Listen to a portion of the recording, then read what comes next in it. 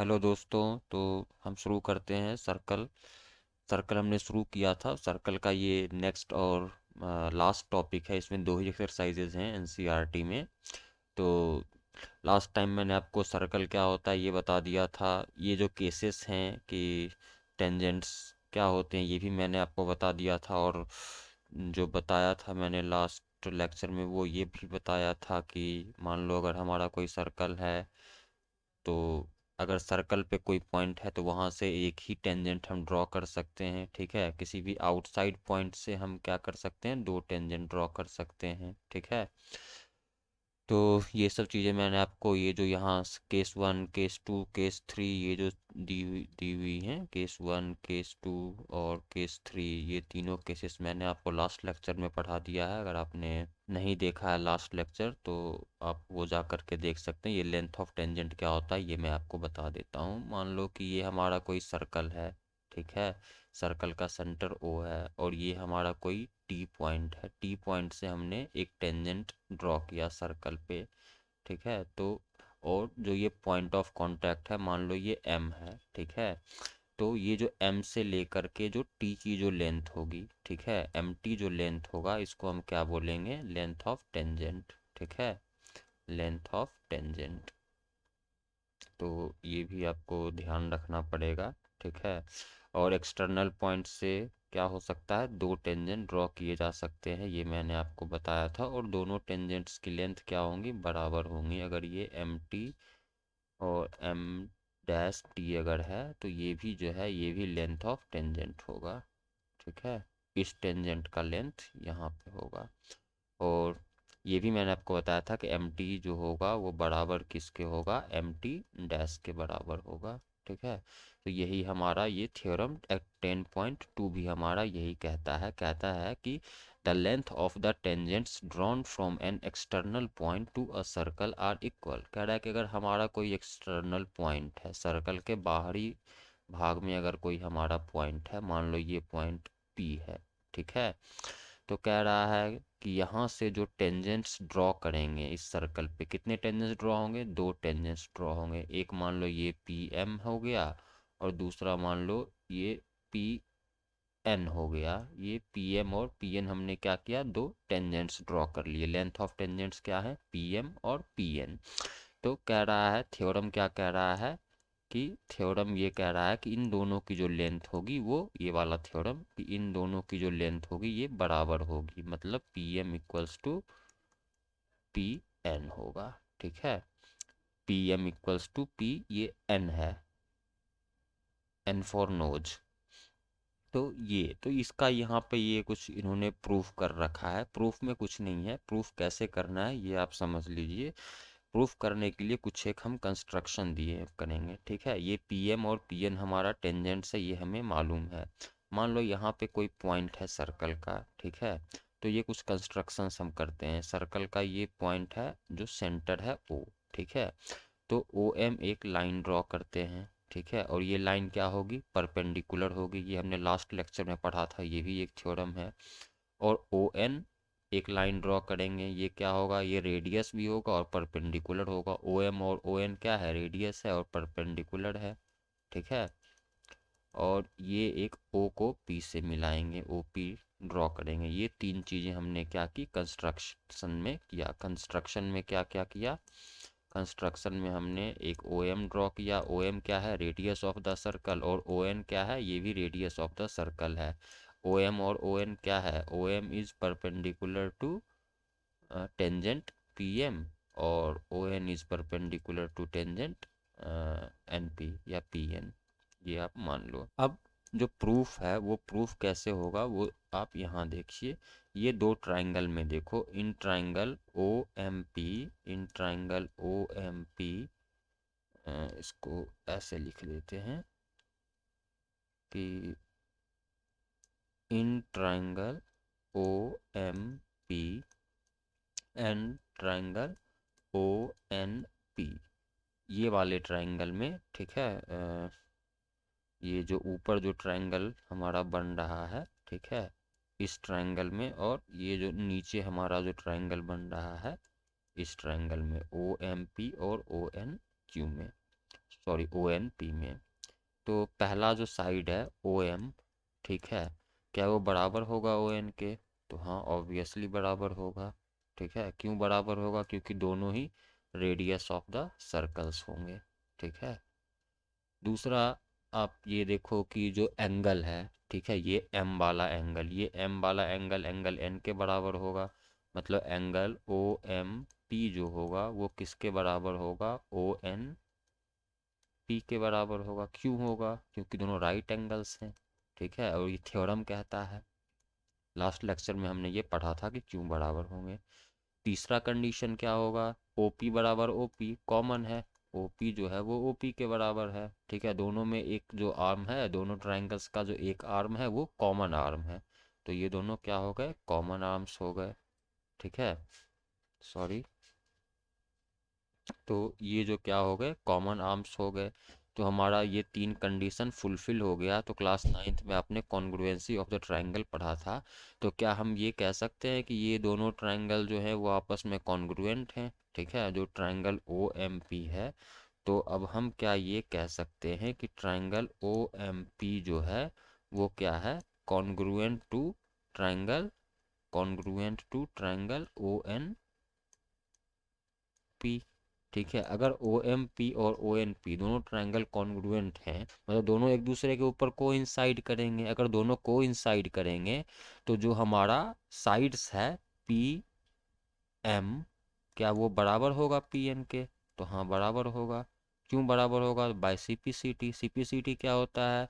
Corresponding parts of congruent triangle. की दो congruent triangle हैं तो उनके कॉरेस्पॉन्डिंग पार्ट्स जो हैं वो क्या होंगे? वो बराबर होंगे। ठीक है, तो इस चीज़ का आपको ध्यान रखना। जब ये दोनों बराबर हो जाएंगे तो ऑब्वियसली सब कुछ बराबर हो जाएगा, तो कॉरेस्पॉन्डिंग एंगल्स भी बराबर होंगे। ये एंगल इसके भी बराबर हो जाएगा, ये एंगल इसके बराबर हो जाएगा। तो ये देखो, मेन तो हमारा काम यहीं तक था, हेंस प्रूफ्ड आप लिख सकते हैं। ठीक है, लेकिन बाय सीपीसीटी, सीपीसीटी से और क्या क्या चीज़ें हम कह सकते हैं? ये जो छोटा वाला एंगल है, एंगल पी, मतलब OP is the bisector. OP जो है वो बाइसेक्टर है किस एंगल्स का? ये वाला, ये बड़े वाले एंगल एम पी एन का बाइसेक्टर है। ये एम पी एन का, चूंकि ये दोनों ट्रायंगल कॉन्ग्रुएंट हो गए तो ये वाला जो एंगल है वो इस एंगल के बराबर होगा, है ना? और ये वाला जो एंगल है वो इस एंगल के बराबर होगा। तो इस चीज़ का आपको ध्यान रखना, और इस चीज़ का यूज़ बहुत बार होगा, हमें क्वेश्चन सॉल्व करने में इसका हम यूज़ करेंगे। ठीक है, तो चलिए, ये चीज़ अगर आपको समझ में आ गई तो इसको आप नोट डाउन भी कर सकते हैं, यहाँ पे लिखा हुआ भी है, वो भी आप देख सकते हैं। अब एग्जाम्पल वन देखते हैं। एग्जाम्पल वन क्या कह रहा है? Prove that in two concentric circles, the chords of larger circle which touches the smaller circle is bisected at the point of contact। कह रहा है अगर हमारे पास दो कॉन्सेंट्रिक सर्कल हैं, तो कॉन्सेंट्रिक सर्कल का ये मैं क्वेश्चन कर रहा हूँ, एग्जाम्पल नंबर वन कर रहा हूँ। ठीक है, तो सबसे पहली बात ये है कि कॉन्सेंट्रिक सर्कल होता क्या है? तो सेम सेंटर। कॉन्सेंट्रिक मतलब ऐसे सर्कल जिनके सेंटर सेम हो। तो सेंटर मान लो हमने ये दो कोई सर्कल बना लिया, ये सेम सेंटर का है। ठीक है, सर्कल ये दिख नहीं रहा है तो इसको मैं थोड़ा सा ये ऐसे बना लेते हैं। ये एक सर्कल है, इसके अंदर ये छोटा वाला सर्कल है। ठीक है, तो कह रहा है कि जो छोटे वाले सर्कल, सॉरी बड़े वाले सर्कल का जो कॉर्ड है और छोटे वाले सर्कल का जो टेंजेंट है, वो छोटे वाले सर्कल के पॉइंट ऑफ कांटेक्ट पे, ठीक है, वो क्या होगा? बाइसेक्ट होगा। तो ये बड़े वाले ए बी जो है वो बड़े वाले सर्कल पे सेंटर है, और ए पी बी जो है वो छोटे वाले सर्कल पे टेंजेंट हो गया। तो आपको ये प्रूफ करना है कि ए पी जो है पॉइंट ऑफ कांटेक्ट क्या है? पी पॉइंट ऑफ कांटेक्ट है छोटे वाले सर्कल के रिस्पेक्ट में अगर देखें तो ये जो है कह रहा है बाइसेक्टेड हो रहा है, यहाँ पे बाइसेक्ट हो रहा है। ठीक है, पॉइंट ऑफ कांटेक्ट पे, मतलब ए पी बराबर पी बी, ये आपको प्रूव करना है। ठीक है, ये क्या करना है? प्रूव करना है क्वेश्चन के हिसाब से। क्वेश्चन का कहने का मतलब यही है। ठीक है, तो ये प्रूव करना है, तो अब कैसे करेंगे? तो सीधी सी बात है, इसको आप यहाँ से यहाँ तक का क्या करो, एक ये मान लो सेंटर ओ है, तो ओ से पी तक का एक लाइन ड्रॉ करेंगे। ये लाइन क्या होगा? परपेंडिकुलर होगा। क्यों? क्योंकि कोई भी जो पॉइंट ऑफ कांटेक्ट से सेंटर पे कोई लाइन लेंगे तो वो परपेंडिकुलर हो जाएगा। और एक दो रेडियस ड्रॉ करो, ओ को ए से मिलाओ, ओ को बी से मिलाओ। अब ओ ए बराबर, अब इन दोनों ट्रायंगल में देखो, किस ट्रायंगल में देखना है, ट्रायंगल ए ओ पी में और ट्रायंगल बी ओ पी में। ठीक है, इसमें देखो ओ पी बराबर ओ पी कॉमन है। ठीक है, अब ये जो ए ओ बराबर ओ बी, ये बड़े वाले जो हमारा सर्कल है उसका रेडियस है, कैपिटल आर है। मान लो एक बड़े वाले सर्कल का रेडियस आर है, कैपिटल आर। तो ये तो बराबर हो गया। और फिर से ये वाला जो एंगल है ओ पी बी बराबर हो जाएगा एंगल ओ पी ए के,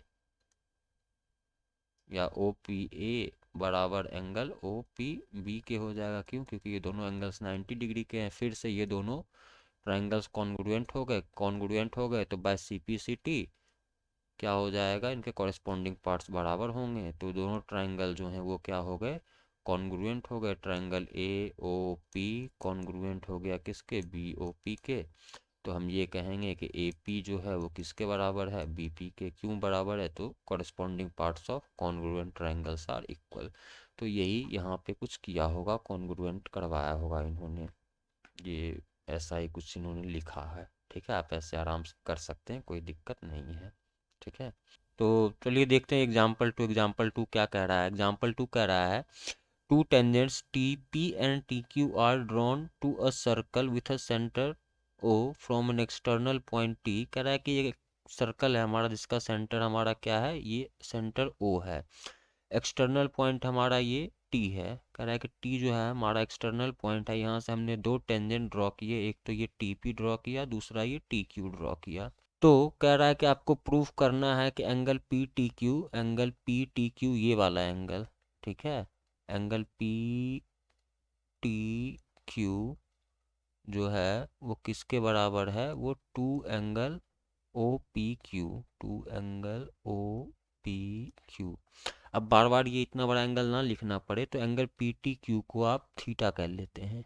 ठीक है, इसको मान लो आपने थीटा। ठीक है, और ये जो छोटा वाला एंगल है, ठीक है, इसको मान लो एक्स। ठीक है, जब इसको एक्स मान लेंगे तो हमें क्या प्रूफ करना है, angle theta equals to two into X. ठीक है, मतलब वैल्यू हमने अगर लिया है तो हम theta equals to two X proof करना है इन शॉर्ट। ठीक है, ये हमने बस एक रिप्रेजेंटेशन किया ताकि हमें बार बार वो लिखना ना पड़े। तो चलिए मालूम क्या क्या है। पहली बात तो इसमें मालूम है कि ये जो है टी पी बराबर टी क्यू है। क्यों? क्योंकि टेंजेंट्स एक्सटर्नल पॉइंट से बराबर होते हैं। तो टी पी बराबर अगर टी क्यू है तो ये बड़े वाले ट्रायंगल में देखो, ये एक आइसोसेलेस ट्रायंगल बन रहा है ना, जिसके दो साइड्स बराबर हैं। दो साइड्स बराबर हैं तो ये दो एंगल भी बराबर होंगे। ठीक है, ये एंगल मान लो, इसको एंगल वन मान लो, और इसको एंगल, अगर इसकी वैल्यू वन है तो इसकी वैल्यू भी वन होगी। या फिर इसको पी मान लो, स्मॉल पी, अगर ये स्मॉल पी है तो ये भी स्मॉल पी हो जाएगा। ठीक है, तो P plus theta equals to क्या होगा, 180 डिग्री। ठीक है, मतलब two P plus theta equals to क्या हो जाएगा, 180 डिग्री। ठीक है, यहाँ तक कोई प्रॉब्लम नहीं होनी चाहिए। अब क्या करना है हमें, ये टू पी को यहाँ रहने दो, equals to 180 degree minus theta. बस जनरल कैलकुलेशन कर रहे हैं, इसको 1/2 से डिवाइड किया, ये 90 degree minus theta upon two हो गया। ठीक है, ये हमारा एक इक्वेशन बना। अब हम दूसरा इक्वेशन देखते हैं। देखो अब ये हमारा टेंजेंट है, और टेंजेंट के पॉइंट ऑफ कांटेक्ट पे हमारा ओपी लाइन जो है वो क्या है, टेंजेंट के पॉइंट ऑफ कांटेक्ट पे है। तो ये वाला पूरा एंगल जो है, ठीक है, जो P प्लस ये एंगल, ये x, ये पूरा एंगल क्या है, ये पूरा एंगल 90 डिग्री का है। मतलब P प्लस एक्स की वैल्यू क्या होगी, 90 डिग्री हो जाएगी। ठीक है, तो ये जो हमारा 90 डिग्री है इस वैल्यू को क्या करेंगे, हम यहाँ पुट कर देंगे। अगर इसको पुट करेंगे यहाँ पे तो ये P प्लस एक्स 90 हो जाएगा। 90 को P प्लस एक्स माइनस थीटा/2, इस P से इस ये P कट गया, x इक्वल्स टू क्या हो गया, थीटा/2। मतलब थीटा इक्वल्स टू क्या हो जाएगा, 2x। बस हैंस प्रूव्ड हो गया। तो बस ऐसे ही करना है, रिलेशंस आपको बस प्रूफ आउट करने हैं, निकालने हैं, और कुछ खास इसमें है नहीं। इस चैप्टर में बस यही करना है, रिलेशंस आपको निकाल के वो प्रूव करना है। और कुछ एक वैल्यूज़ भी निकालने होंगे पाइथागोरस थ्योरम का यूज़ करके। जैसे ये देखो एग्जांपल नंबर 3 में क्या कह रहा है, P Q is the chord of length 8 centimetre. कह रहा है पी क्यू हमारा है जिसका लेंथ क्या है, ये 8 सेंटीमीटर का कॉर्ड है। ठीक है, ये वाला पी, यहाँ पी है और यहाँ क्यू है। ये पी से क्यू कितना है, 8 सेंटीमीटर है। दूसरा कह रहा है सर्कल है जिसका रेडियस 5 सेंटीमीटर है, तो इस सर्कल का रेडियस 5 सेंटीमीटर हो गया। द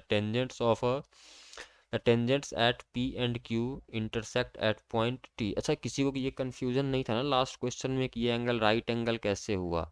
ये जो है ये वाला पूरा angle, angle O P Q, sorry O P T, ये वाला एंगल राइट एंगल कैसे हुआ। अगर किसी को कन्फ्यूजन है तो वो लास्ट वीडियो में मैंने बताया था कि अगर हमारे पास सर्कल पे कहीं भी कोई भी टेंजेंट हो तो पॉइंट ऑफ कांटेक्ट और रेडियस को मिलाने वाली जो line, sorry point of contact और सेंटर को मिलाने वाली लाइन होगी वो टेंजेंट के हमेशा क्या होगी, परपेंडिकुलर होगी। इस बात का आपको ध्यान रखना है। तो उसी थ्योरम से, थ्योरम 1 से ही हमने ये लिखा है।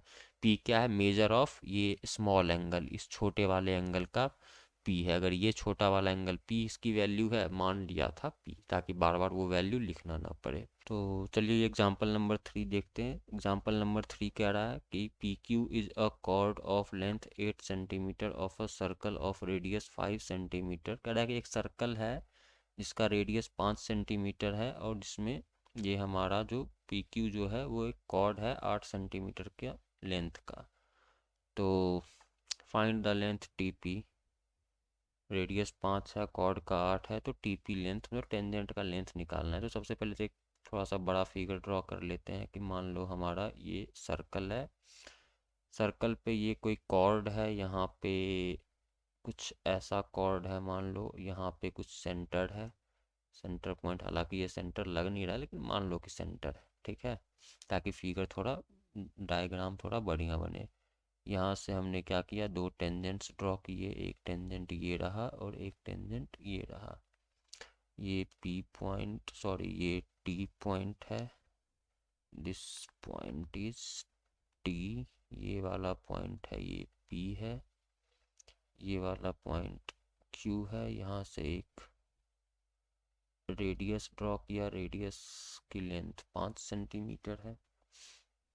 हमें क्या निकालना है, हमें length of T P, chord की लेंथ निकालनी है। ठीक है, टी पी हो या टी क्यू हो।